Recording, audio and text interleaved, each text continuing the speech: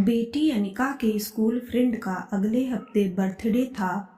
वह एक धनी घर का बच्चा था, इसलिए उसकी बर्थडे पार्टी भी हर साल की तरह बड़ी और शानदार होनी थी। अनिका अपने रूम में अपने गर्म कपड़ों का कवर्ड खोलकर बैठी हुई थी। तभी मैंने उसके रूम में जाकर देखा। उसने ढेर सारे स्वेटर ब्लेजर यहाँ वहाँ बिखरे पड़े हुए थे। उसका बिखरा हुआ रूम देखकर मैं बोली, अनिका, यह क्या हाल बना रखा है तुमने अपने रूम का? मॉम, पीयूष की बर्थडे पार्टी में मेरे सारे स्कूल फ्रेंड्स कुछ नया और कुछ यूनिक सा पहनने वाले हैं। मुझे समझ ही नहीं आ रहा कि मैं क्या पहनूं। इतनी छोटी सी बात पर उसे इतना परेशान देखकर मैं बोली, इतने सारे गर्म कपड़े हैं तुम्हारे पास, उनमें से कुछ भी पहन लो। यह गुलाबी स्वेटर पिछले साल ही तो खरीदा था तुमने, यही पहन लो। नो मॉम, प्लीज मुझे यह स्वेटर नहीं पहनना। मुझे कुछ नया, कुछ क्लासी सा खरीद दो ना। बेटी अनिका की बात पर मुझे गुस्सा तो आया, पर फिर लगा कि आखिरकार ऐसे बच्चे आए कहाँ से। हमने ही तो इन्हें ऐसा बनाया है। इनकी हर जिद पूरी कर करके हमने इन्हें चीजों की वैल्यू करना सिखाया ही नहीं। इस बार मैंने सोच लिया कि अनिका अपने दोस्त की बर्थडे पार्टी में जाए या ना जाए, मैं किसी भी हालत में उसे कोई नया स्वेटर नहीं दिलवाऊंगी। सोचती हुई मैं किचन में चली गई। अनिका कुछ देर में किचन में जाकर मेरे गले में हाथ डालकर बोली, मॉम, प्लीज एक नया ब्लेजर दिलवा दो। प्लीज। यूं मना करने पर तो उसे समझना ही कहाँ था, इसलिए तब ठीक है, कल चलते हैं बाजार, कहकर मैंने बात को टाल दिया। दूसरे दिन रविवार था। मैं अनिका को लेकर बाजार गई, पर उससे पहले हम एक अनाथालय में गए। वहां ठंड से ठिठुरते लोगों को हमने पुराने गर्म कपड़े दिए। वहां से निकलकर हम सड़कों के किनारे बैठे लोगों के पास गए।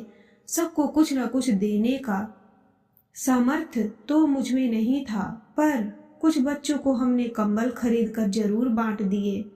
वहीं एक लड़की मिली जो लगभग अनिका की ही हमउम्र लग रही थी। नीले रंग की सलवार के साथ वह बेमेल सा हरे रंग का कुर्ता पहने थी। उसके पास सर्दी से बचने को सिर्फ एक फटा पुराना सा शॉल था। अनिका उसे देखकर रुक गई। लगातार उसकी ओर देखकर वह मुझसे बोली, मॉम, क्या हम इस लड़की को सर्दी की ठिठुरन से बचने के लिए कुछ दे सकते हैं?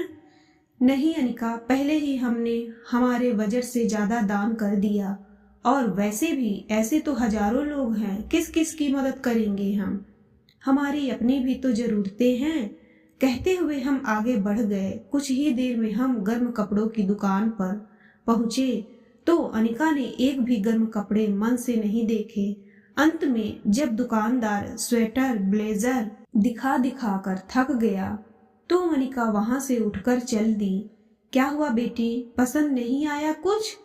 किसी दूसरी दुकान में चलें या घर चलकर ऑनलाइन कुछ देख लें? मेरे किसी भी सवाल का उसने कोई उत्तर नहीं दिया। हम बाजार से सीधे घर आ गए।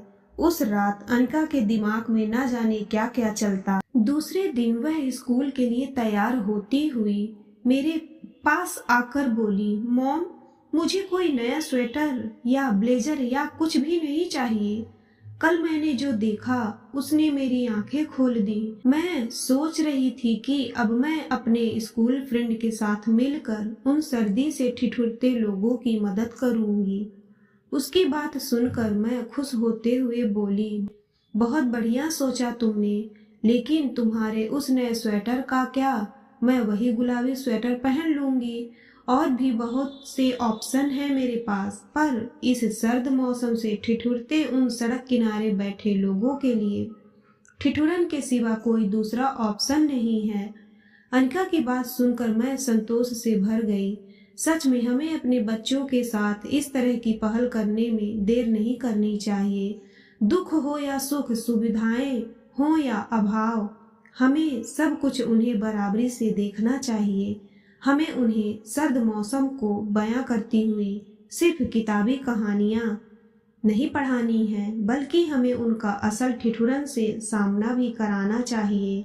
शायद तभी जाकर वे जीवन की असली तपन और ठिठुरन को समझ पाएंगे, जैसे आज अनिका समझ गई।